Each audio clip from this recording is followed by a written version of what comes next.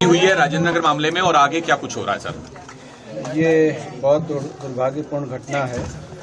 Sir सामने इसमें sir सामने देखिए। हमने 2-3 फ्रंट्स पे काम किया है जी। एक तो ये है कि वहाँ पे जो रोड के किनारे स्टॉर्म वाटर ड्रेन लोगों ने इंक्रोचमेंट करके उसको कवर कर दिया था, जिसके कारण उसमें पानी जाना भी दूभर था और उसका क्लीनिंग भी दूभर था। जी। तो उसको हमने लगा दिया है कि वो सभी इंक्रोचमेंट को डिमोलिश कर दिया जाए और उस ड्रेन को रिकवर किया जाए। ये एक सिस्टमेटिक चीज़ है जिस पे हमने कार्रवाई की है। दूसरी कार्रवाई ये की है कि जो बेसमेंट्स इलीगल हैं जी।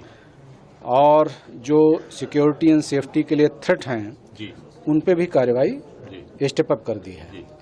पिछली शाम को करीब 3 बेसमेंट सील कर दिए थे और वो सीलिंग की कार्रवाई जारी है। और कोचिंग इंस्टीट्यूट ऐसे यही नहीं था, हमें ये पता चला है कई जगह ऐसा है जहाँ पे बेसमेंट या तो कम्प्लीटली इलीगल है या बेसमेंट किसी दूसरे पर्पज़ के लिए है लेकिन उसको कोचिंग के हैसियत से यूज़ कर रहे हैं बच्चों के लिए, तो उनके खिलाफ हम एक्शन ले रहे हैं।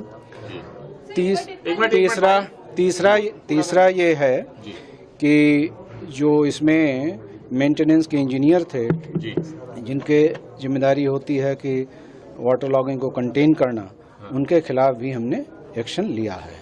जेई था उसको टर्मिनेट कर दिया है और जो एई थे उसको हमने सस्पेंड कर दिया। डिसिल्टिंग की क्या सिचुएशन है सर? उसको लेकर अलग-अलग डेटा आ रहा है। सौरभ भारद्वाज अलग वीडियो जारी कर रहे हैं कि अधिकारी बात नहीं मानते। नहीं, डिसिल्टिंग का डेटा हमारे पास है, we can share it with you. MCD 2 तरीके की डिसिल्टिंग करती है। एक तो डिसिल्टिंग आउटसोर्स है जो 4 फुट के ऊपर की ड्रेन है, उसके नीचे की ड्रेन सफाई कर्मचारी इन हाउस के थ्रू करते हैं।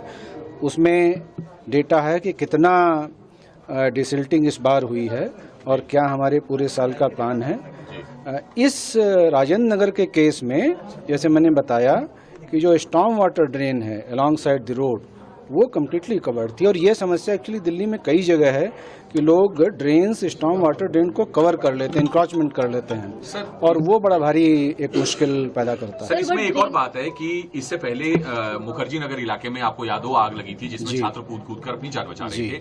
इसके बाद राजेंद्र नगर का मामला आया। ये 2 बड़े हब हैं कोचिंग सेंटर्स के, तो बहुत सारे इलीगल कोचिंग सेंटर चल रहे हैं जो इसमें एमसीडी की परमिशन उनके पास नहीं है, फायर की एनओसी तक उनके पास नहीं है, कोई बेसमेंट में स्टोरेज का बनाता है जैसे ये एग्जाम्पल, और लाइब्रेरी या क्लासेस वगैरह वहां चल रही है। तो उसको उसके लिए क्या कोई स्पेशल टास्क फोर्स को इसमें नहीं, एक तो इन्फोर्समेंट का इशू है जो कि कार्रवाई चल रही है और कुछ कार्रवाई जैसे आपने बताया जब मुखर्जी नगर में ये हुआ था हादसा तब हुई थी और उसको अब हम स्टेप अप करेंगे। एक चीज़ ये भी हमें दर्शाता है, ये कोचिंग का रिक्वायरमेंट एक्चुअली दिल्ली में विली निली है। मतलब लोग दूसरे क्षेत्रों से आकर के यहाँ आकर पढ़ते हैं बच्चे, और मतलब कई जगह है, मुखर्जी नगर है, यहाँ है, IIT दिल्ली के पास है, दूसरी जगह भी हो सकता है। तो एक शायद ये भी करने की ज़रूरत है, कहीं कुछ स्पेस ऐसा हो जहाँ पे कोचिंग सेंटर लोग खोल सकें फॉर्मली, लीगली, और जहाँ पे सभी सुविधाएं हों, वो भी एक ज़रूरी है। वो भी एक मतलब सिटी का रिक्वायरमेंट है ताकि इलीगलिटी जो हो रही है उसकी बजाय लोग लीगल काम करें और ठीक तरीके से। सर एक और बात, क्या कुछ ऐसा अभियान वगैरह भी चलाया जाएगा जहाँ कोचिंग सेंटर्स हैं बड़े या छोटे या बड़ी संख्या में, छोटी संख्या में, वहाँ का उनकी एक बार दोबारा से जो है तमाम डॉक्यूमेंट्स और तमाम जो चीजों को वेरिफिकेशन करेंगे, जहाँ बेसमेंट इलीगल हैं उनके खिलाफ कार्रवाई करेंगे। Thank you. पेश है न्यूज बकेट हिंदी मासिक पत्रिका। पढ़ें इस महीने की पूरी खबर विस्तार से हमारे न्यूज बकेट की मैगजीन में। हमारी ई मैगजीन को मुफ्त में पढ़ने के लिए अभी लॉग इन करें www.newsbucket.in पर। इसके अलावा रोज की ताज़ा खबरों के लिए हमारे YouTube चैनल को तुरंत सब्सक्राइब करें।